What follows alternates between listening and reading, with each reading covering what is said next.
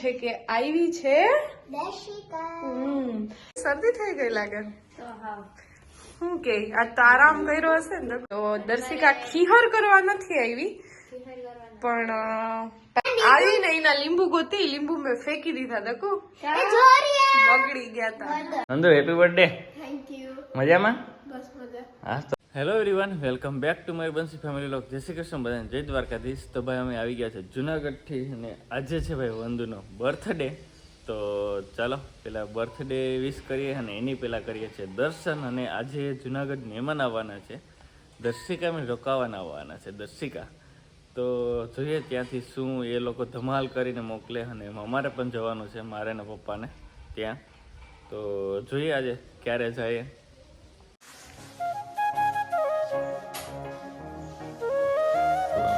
દર્શન કરે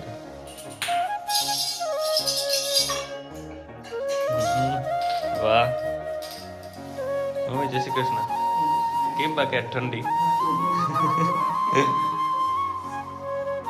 તો વંદુ થઈ ગઈ છે ready Vandu happy birthday thank you મજામાં બસ મજા હા તો હવે ચોકલેટો લઈ ગઈ કે લઈ જાવ એવું છે અરે વાહ અહીંયા ભાઈ કે મારે કે બાપુજી કાલે 5-5 વાળી ચોકલેટ જો નાની તો નહીં હાલે કા હા કાકી હેપી બર્થડે કીધું કે જય શ્રી કૃષ્ણ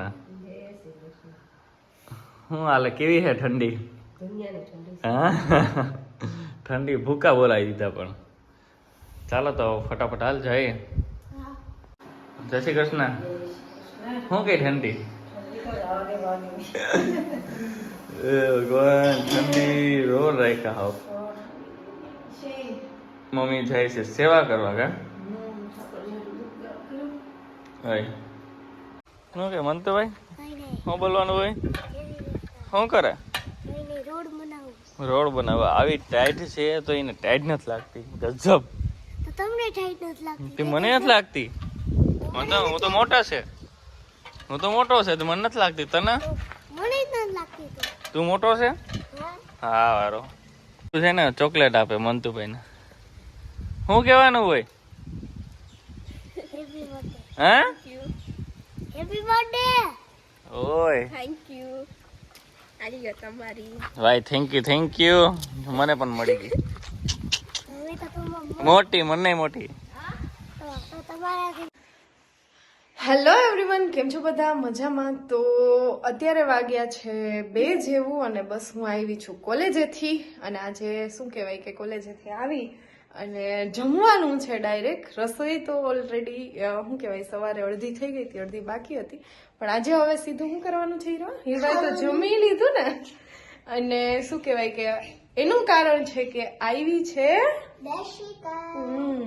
તો દર્શિકાને રોકાવા જવાનું હતું બામણવાળા પણ એ કે હું પેલા 2-3 દિવસ જુનાગઢ આવીશ મેં કીધું હા તારે આવવાનું જ છે કારણ કે જુનાગઢ અહીંયા પેલા અહીંયા જ રહેતી તો 50 કે થયા હતા આજના દિવસે હીરવા કેટલા થયા 50 કે બરાબર ગયા વર્ષે આ તારીખે 50 કે થયા હતા અને બીજું આજે છે વંશિકાનો બર્થડે એટલે happy birthday Vandu many many returns of the day and god bless you તું કહી દે Hirva happy birthday happy birthday તો એ છે બામણવાળા અને અમે બધા વિશ કરવા માટે ફોન મને મૂકીને દ્વારકા વયા ગયા હતા આજથી લગભગ 1 વર્ષ પહેલા જ એક્ઝેક્ટ વંદુનો બર્થડે હતો અને અમારે બધાને 50 કે થયા હતા એટલે સેલિબ્રેશન કરવા જવાનું હતું દ્વારકા પણ બધા લોકો ગાડીમાં સમાય એમ નતો શું હતું એવું નારેના ટીકા હા તો એમાં ફૂલ હતા ને નારેના હા યસ અને એ પણ 50 કે વાળો વિડીયો છે હું કદાચ આગળ મૂકું જોજો અને એમાં પણ અમે દર્શિકાનું ને હજી નક્કી જ થયું હતું સગાઈનું એટલે અમે લોકો સાથે ગયા હતા ત્યારે પણ યસ દર્શિકા હું પપ્પા મમ્મી અને મયુર 20 તારીખે હા એટલે અમે બધા સાથે ગયા હતા તો એ દિવસ પણ આજે છે અને આ 50 કે હતા તો અત્યારે 100 કે થઈ જવા જોઈએ પણ નથી થયા તો જલ્દીથી જેટલા બી લોકોએ સબસ્ક્રાઇબ નથી કર્યું એ સબસ્ક્રાઇબ કરો અને આવી છે દર્શિકા તો મળાવું હમણાં એની સાથે પણ અને હવે તો મોજ કરવાની છે 2-3 દિવસ બની રહેજો બાપુજી આવે છે બાપુજી ને મયુર ને બધા પણ આવે છે તો સ્ટે ટ્યુન મળી શરદી થઈ ગઈ લાગે તો હા શું કે આ તારામ કર્યો હશે ને દકુ તો કેવું લાગે છે તમને મેરેજ પછી જુનાગઢ આવ્યા તો આજે પહેલી વાર આમ તો રોકાવા? અને આ જો હીરવા, તો આજ તમારી રોટલી તૈયાર જમવાની ને? રોટલી ને બધું. હાલો આજ તો જમવા. હીરવાઈ જમી લીધું ને?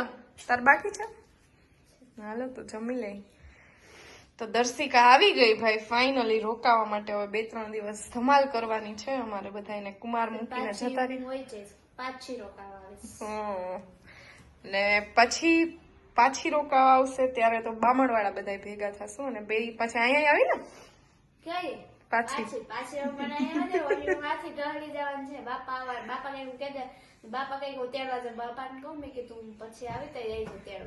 બાપા આવવાના હતા એટલે પછી મેં ફોન કર્યો બાપાને, બાપા હમણાં નહીં પછી આવી તેડવા. તો બાપા તો વાહે લાગી ગયા. બાપાને એમ કે ખીહર કરવા કેમ નથી આવતી એમ. તો દર્શિકા ખીહર કરવા નથી આવી પણ પાછી એક મેરેજમાં જવાની એટલે પાછી જશે પછી પાછી આવશે. અત્યારે તો ક્લિયર કરવા જ પણ મેરેજમાં જવાનું છે ને.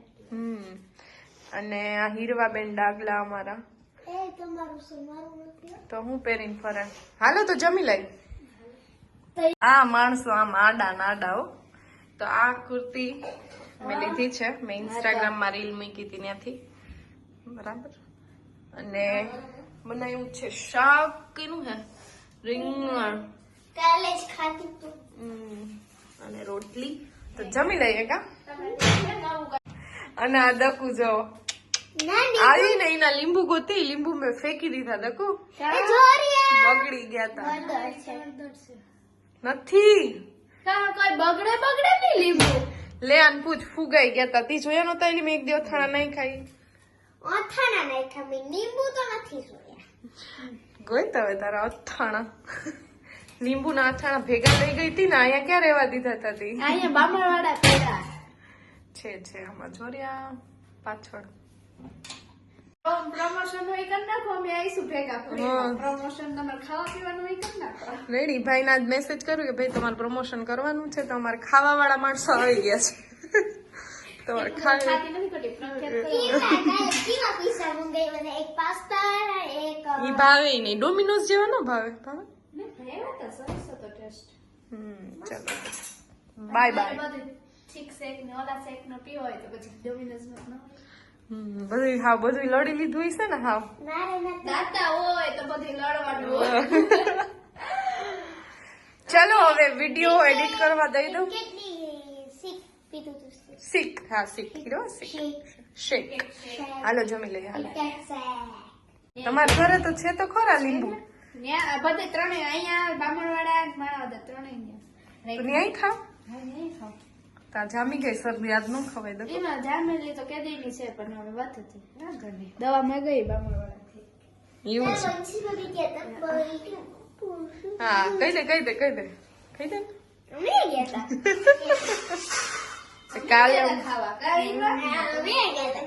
કાલ પાર્ટીમાં ગઈ હતી હું એટલે હીરવાન નો મજા આવે. કાંઈ હીરવાન નો જવા મળે ને એટલે કા. નારે ના હું ગઈ હતી. કોઈ દી નહોતી ગીવા કેફે માં ગઈ હતી પેલી વાર. હા ક્યાં ગયા તા? સાઈઝ 0 માં ગયા હતા. અહીંયા છે ઈ કે વાં છે ઈ? અહીંયા છે નહોતી બાકા. એનું અમારે પ્રમોશન કરવાનું છે. આ સાઈઝ 0 માં. હા આપડે આયર નું જ છે.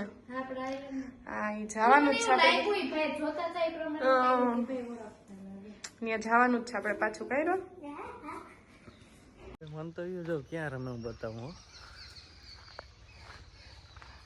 એલા શું કરે અહીં તો આમાં રમાય? આ કેવું કઈડે ખબર છે તને?